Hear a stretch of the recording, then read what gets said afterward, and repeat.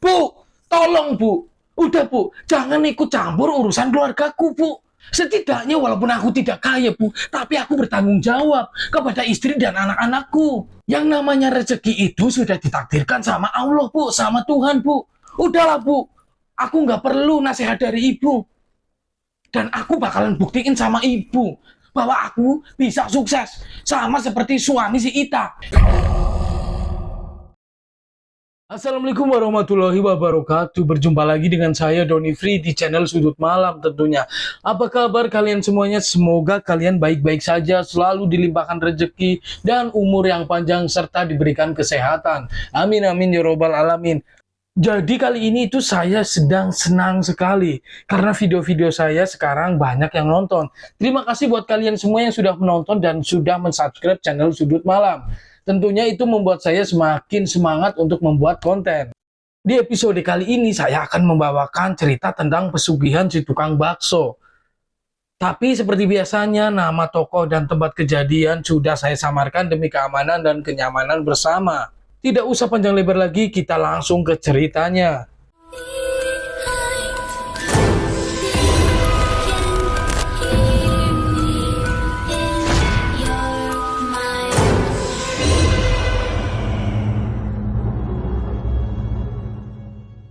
Sebut saja Joko. Joko adalah seorang bapak muda yang mempunyai 2 orang anak dan dia berprofesi sebagai pedagang bakso keliling. Dia mempunyai seorang istri yang bernama Reni. Reni ini sangat penyabar dan sangat menyayangi si Pak Joko ini. Tapi Joko ini sangatlah tidak suka kepada ibu mertuanya. Karena ibu mertuanya ini selalu membanding-bandingkan dia dengan suami adiknya si Reni. Karena suami dari adiknya si Reni ini adalah pengusaha sukses. Dia sudah sangat kaya. Dan akhirnya pun ibu mertuanya selalu membandingkannya dengan si Joko yang hanya hidup pas-pasan dan menjadi penjual bakso keliling. Hal inilah yang membuat Joko jadi tidak suka dengan ibu mertuanya. Dan ketika suatu hari ada ibu mertuanya Joko di rumah Joko, Joko pasti tidak betah di rumah. Dia memilih pergi dan bermain bersama dengan teman-temannya. Suatu ketika datanglah ibu mertuanya ini ke rumah Joko. Dan pada saat itu Joko belum berangkat berdagang. Seperti biasanya ibu mertuanya pun langsung mengomel dan membanding-bandingkan si Joko dengan si suami dari adik si Reni.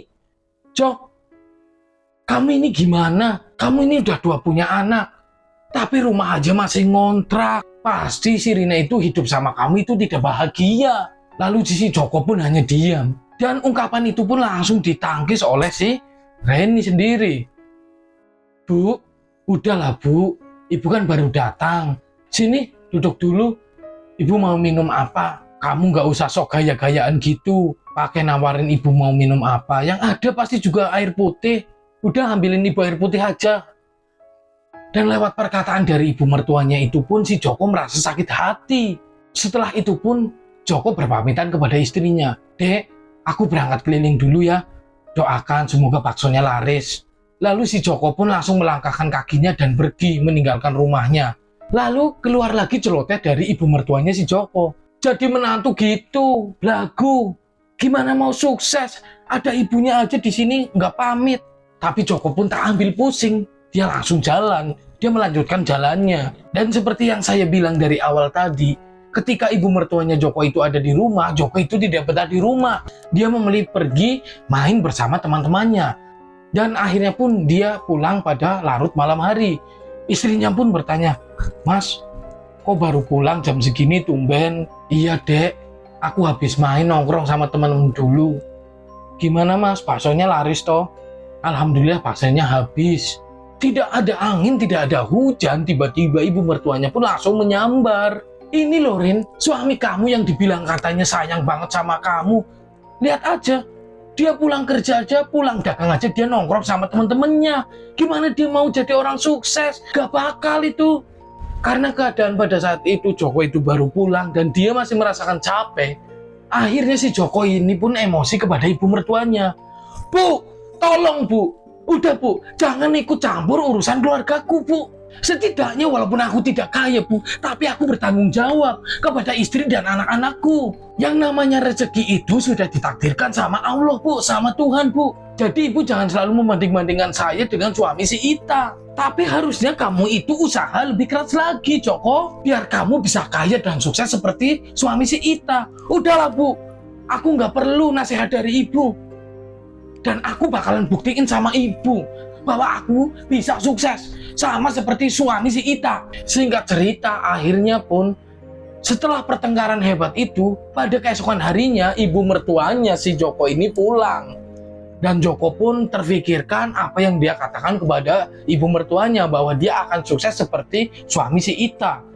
Dan dia pun akhirnya memutuskan untuk mengambil jalan pintas. Dia menemui seorang dukun dan dia ingin memakai pesugihan. Dan pada keesokan harinya, dagangan Joko itu sangat laris. Dan sampai beberapa waktu berjalan, akhirnya Joko membuka pangkalan. Dia tidak lagi berkeliling berdagang bakso. Dan pangkalan itu pun sangat cepatnya dengan berkembang. Dan singkat cerita, akhirnya Joko mempunyai 10 pangkalan bakso. Dan setiap harinya itu sangat ramai. Bahkan tidak sampai maghrib atau tidak sampai sore, semua bakso yang ada di pangkalannya Joko itu habis, ludes semuanya.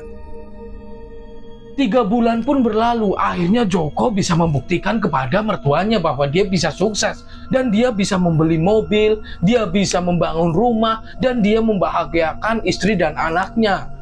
Pada saat itu pun Joko berkelimang harta, tetapi istri dan mertuanya tidak tahu bahwa Joko ini menggunakan pesugihan. Dan pada suatu hari, si Joko ini mengajak istrinya, mertuanya, dan anaknya untuk berjalan-jalan. Mereka semua mengendarai mobil dari si Joko. Dan ketika mereka semua ingin turun untuk makan, terjadilah hal yang tidak pernah akan dilupakan oleh istri dari si Joko ini. Ketika semuanya sudah menyeberang jalan, dan di situ hanya tinggal ibu mertuanya bersama si Joko, tiba-tiba ketika ibu mertuanya akan menyeberang, ketika pada saat ada truk yang lewat, Joko langsung mendorong ibu mertuanya agar tertabrak oleh truk itu. Jebret! Akhirnya pun terjadi. Ibu mertuanya si Joko ini tewas di tempat setelah didorong dan tertabrak oleh truk. Dan ternyata ibu mertuanya Joko inilah yang menjadi tumbal pertama oleh si Joko. Dan tidak lama setelah kejadian itu, Rina pun mengetahui bahwa suaminya ini, si Joko ini, menggunakan pesugihan dan ibunya menjadi tumbal pertamanya. Dan setelah itu akhirnya Rina dan Joko bercerai. Dan kabar terakhir, si Joko ini juga meninggal dunia karena tertabrak truk. Karena dia tidak bisa memberikan tumbal berikutnya. Akhirnya dirinya lah yang menjadi tumbalnya sendiri. Dan cerita pun berakhir. Jadi terima kasih buat teman-teman semua yang sudah menonton cerita ini sampai selesai. Dan jangan lupa juga buat kalian yang mempunyai cerita seram, kirim cerita kalian ke email di samping saya ini. Terima kasih dan sampai jumpa di video berikutnya.